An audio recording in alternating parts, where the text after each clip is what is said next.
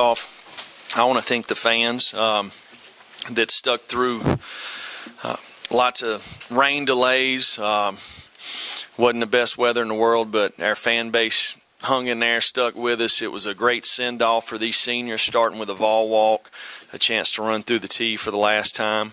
I know it meant a lot to these guys. These guys have put a whole lot of energy and effort in getting Tennessee football back to where it needs to be. I can't say enough about the players, the seniors, the leadership that they've provided throughout the course of the year. You know, we were 1-4, and probably nobody gave us much hope.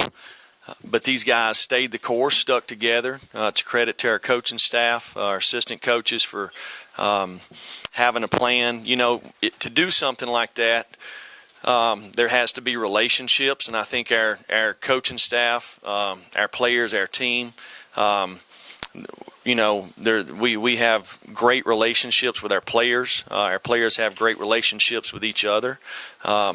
You know, they hung together and found a way and kept improving week in and week out, going to practice every single day, trying to find a way to improve, and that's a credit to them. It says a whole lot about their character, who they are, you know, and it's something that they'll remember the rest of their life.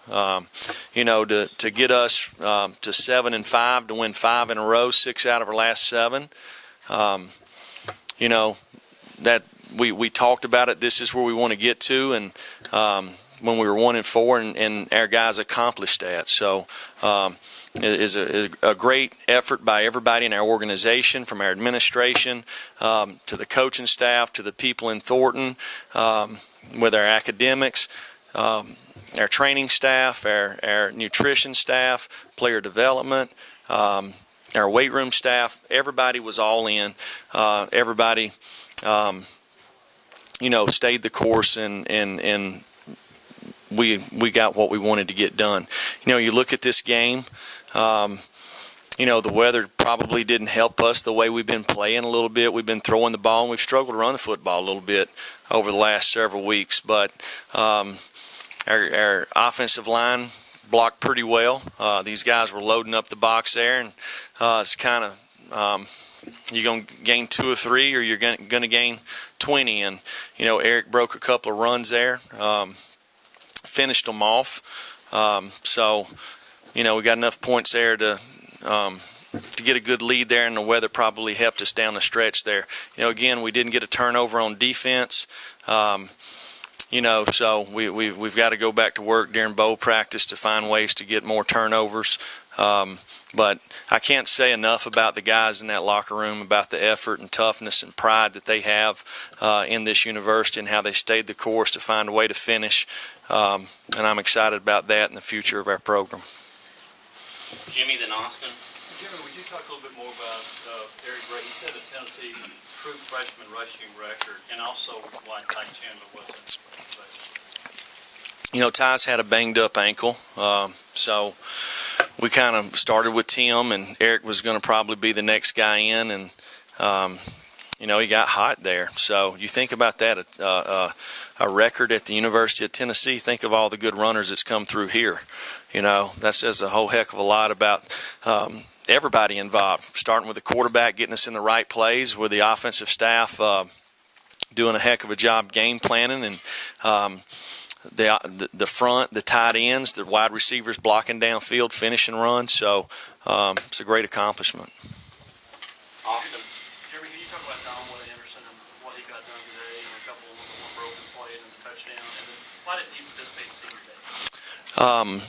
First of all, the senior day, Dom's family couldn't get here, and so that he didn't want to do that based off that. So, second of all, and they couldn't get here based off something that they couldn't control. But he had a phenomenal day. He made a nice catch down the middle. He blocked really well. You know, one time JG got him on the scramble play, and he got out there and made an important first down for us, and I think they got flagged on that play. So he had a good day. He's a guy that has lots of ability, has a huge catch radius, got good size, that can run. So he's a guy that we continued in this next game to be able to find a way to get him the ball. David West. How would you kind of describe the offensive philosophy today, especially once the weather's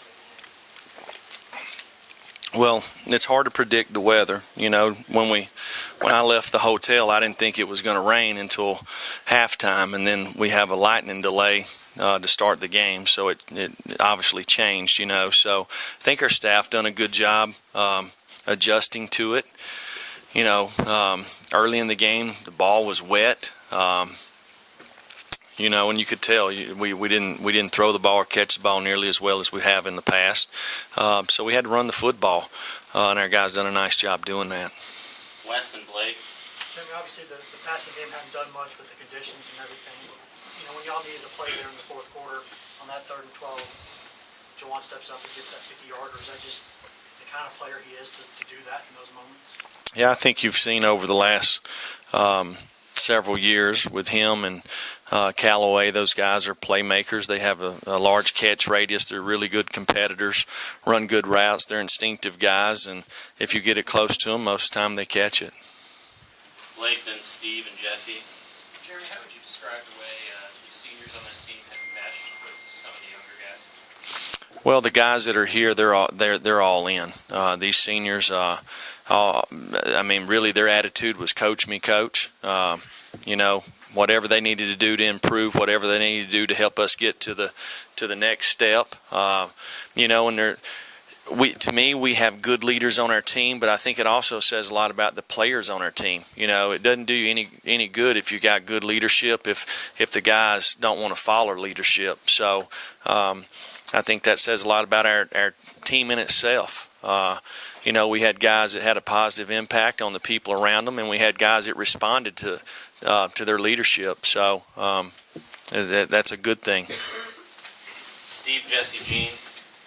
Eric Ray hadn't done a whole lot since the first half, his first month or so with the season. His opportunities been a little limited. What did you see from him in practice over the course of the season? Made y'all think he could maybe do something like this in the season?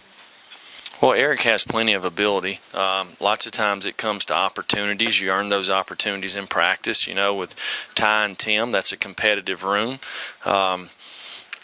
You know, so probably, you know, with the way the season went, to me, I thought Eric probably in the middle part of the season maybe lost a step. Happens lots of times to freshmen, get a little wore down. You know, he's playing against bigger men. Just the day-to-day grind, but over the last probably couple of weeks, he kind of looked like his old self and had a little more pep in his step, and it showed today. Jesse, then Corey. Jeremy, you lamented a lack of no turnovers today, but defense held Vandy to 89 yards in the first half, got the stops at the end. You know, what you kind of like from what you saw from that side of the ball? Well, to start with, we turned the football over early in the game. I don't know how many yards they gained. It wasn't a whole lot there. They, you know, hold them to a field goal. That was huge there. When it comes to momentum, that's what you have to do. You have to put the fire out. I thought the defense played really well except for one drive. You know, we made several mental errors on the one drive that they put together there, and it resulted in a touchdown. We had probably 3 chances to get off the field there and didn't. Corey. Coach, think back to the Florida meeting. How would you characterize how far away this feeling you have now felt back then? Well, it wasn't that far away. You know, I don't want to take anything away from the teams that beat us, right? Okay, but we contributed a lot to that, you know, by turning the football over, by not playing clean ball, by not executing, just things, and it probably helped to get a few other guys back, and we developed a little bit more as a football team because lack of experience. So we improved as the season went, which is what you want to do, but it's hard for when you take 100 guys and put them in a room and things aren't going the way you want it to go, and there's all kind of noise out there. It's hard for them to kind of stick together, and these guys did. They did what most teams can't do. So again, it just says a lot about their character.